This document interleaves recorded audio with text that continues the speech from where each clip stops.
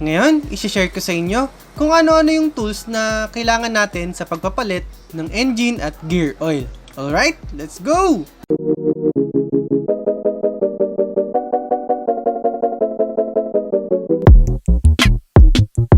What's up yo guys, it's me JZ and we are back here with another moto vlog. Kung mahilig ka sa motorcycles, reviews and tutorials, you can hit that subscribe button for more videos.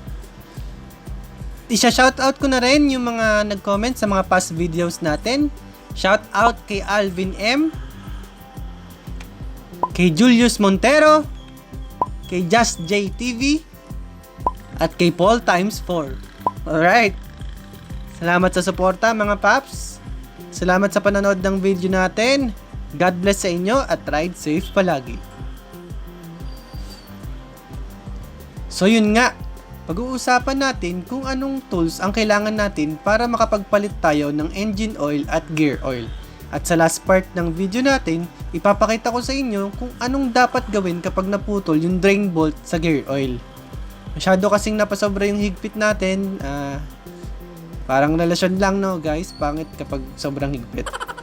Ang mga tools na to guys ay specific lang po muna sa mga M3 or MIUI 125. At applicable din ito sa mga hindi pa nagpapalit ng mga bolt nila. Yung hindi pa yayamanin bolt or Allen bolt. Pero guys, patuloy pa rin ako nagre-research kung anong mga tools yung kailangan para dun sa ibang mga motor. So kung kayo, alam nyo yung mga tools na kailangan para makapagpalit ng oil sa iba't ibang motor, pwede nyo i-comment sa baba para mas marami pa tayong matulungan. I-vlog ko din kasi yan mga paps. One eternity later. Simulan na natin. So unahin natin dito sa engine oil. Ang kailangan natin na tools dito ay 12mm na wrench. Pwedeng open wrench, closed wrench, adjustable wrench. At pwede rin itong katulad nitong socket wrench na gamit ko. Basta papasok po sa 12mm na nut. Tapos pipihitin lang natin ito pa kanan o sa clockwise direction. Konting tip lang guys, mas maganda sana na paandarin nyo muna ng konti yung motor nyo para uminit yung engine oil nyo. Pag kasi mainit yan, mas malabnaw na siya at mas mabilis madrain. Mas okay nga din guys kung overnight natin ito patutuluin para mas drain at wala nang matarang langis sa loob ng engine. So ayan, make sure na may nakahanda na tayong container bago nyo buksan yung nut na to.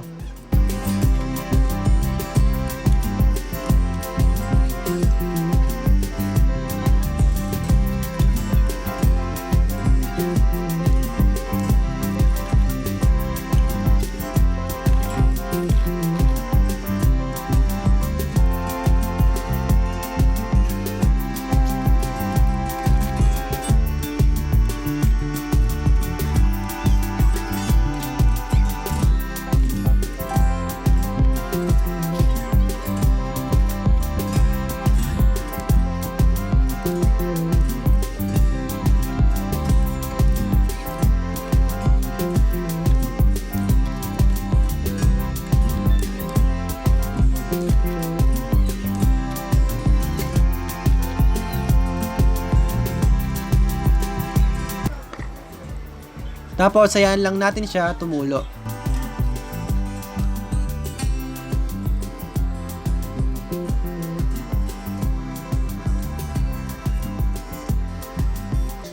Content tip lang din guys sa pagpili ng engine oil. Ito po yung label na titignan nyo. Itong unang number, mas mababa, mas maganda. Itong last na 2-digit number, yung mas mataas, yun yung mas okay. So ito, 5W40, okay na to mga paps. Meron din kayong makikitang 10W40 or 20W40. Kung meron kayong makikitang 5W50, mas maganda yon. Hindi ko na po masyadong i-explain technically, pero ganun yung basic sa pagtingin ng mga engine oil.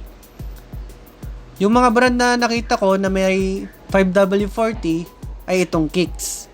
Yung iba naman ay Top 1, Motul at Zik. Ang nasa label nila ay 10W40. So lahat ng mga binanggit ko guys ay na-try ko na sila at pwede ko na rin yan i-recommend sa inyo. Okay sila guys.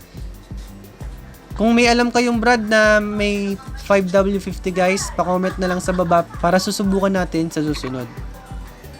So dito naman muna tayo sa gear oil. So ang gagamitin natin dito ay 8mm na wrench. Pwedeng close wrench, open wrench, or adjustable wrench. Or pwede rin na T-wrench. So ito, T-wrench yung gamit ko. So dito naman, hindi ko i-recommend na paandarin yung motor nyo kasi medyo maliliit yung mga bolt. Mas madaling maputol yung mga bolt kapag mainit. So mas okay din dito na patuloyin natin to overnight para sure na tumulo na lahat ng langis sa loob. Ang gamit ko nga pala dito guys ay itong Yamalube. Pagdating sa gear oil guys, hindi pa ako masyadong nagre-research. Pero kadalasan Yamalube or Zik ang nagagamit ko. So, iiwan ko muna itong natulo guys, mga ilang oras para mas madrain na natin siya. Isasuggest ko rin sa inyo guys na kung hindi nyo kayang overnight, isabay nyo siya sa paglinis ng panggilid or paglinis ng motor para mas maraming pumatak sa kanya. A few moments later.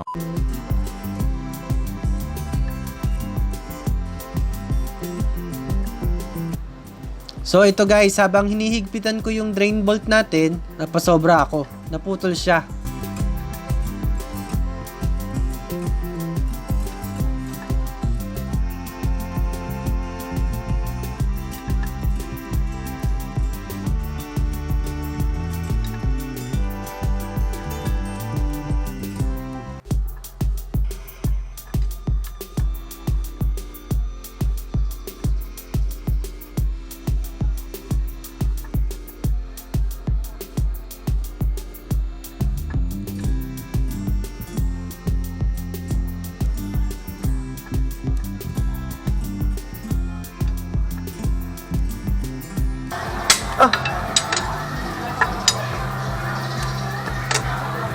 Ta.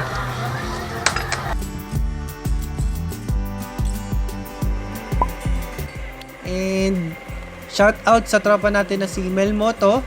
Check niyo yung channel niya kasi doon ko pinanood yung vlog about dito sa naputol na drain bolt. So kaya ako nagkaroon ng idea kasi yun yung nakita ko agad nung nag-search ako. Alright. So doon pinakita niya kung paano alisin yung kaputol ng drain bolt natin. So, dahil nagkaroon na ako ng idea, nakita ko marami siyang baklasin. So, medyo tinamad ako. Kaya ang ginawa natin, pumunta tayo sa pinakamalapit na shop dito sa amin. At sabi dun sa shop, marami na daw silang nagagawa na katulad nung sa akin.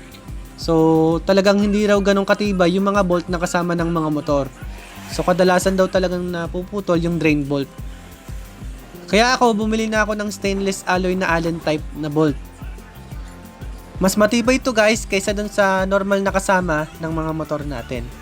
Isasuggest ko din sa inyo na kapag ganitong katulad ko na medyo matagal-tagal na yung motor, ay magpalit na kayo ng bolt. Kasi ganun naman talaga. Lahat ng bagay may hangganan. Dadating yung point na masisira yan guys. Mapuputol or mabibilog. So, dinamay ko na rin yung ibang bolt ng crankcase natin na meron sila. At ginawa ko ng Allen type yung mga bolt ng crankcase ko. Stainless alloy din yung pinalagay ko. So, hindi ko trip yung mga yayamanin bolt or yung titanium bolts. Madali lang yung tanggalin. Kaya, yung iba nga ang tawag dyan na nakawin bolts eh. So, ayoko nung ganun. So, bukod sa mahal, tingin ko takaw mata sa mga kriminal. So, ganito lang yung ginawa guys. Binaklas yung tambutso, yung gulong, yung gearbox, at ginamitan lang ng long nose yung kaputol na bolt para matanggal. So, ayun, ayos na.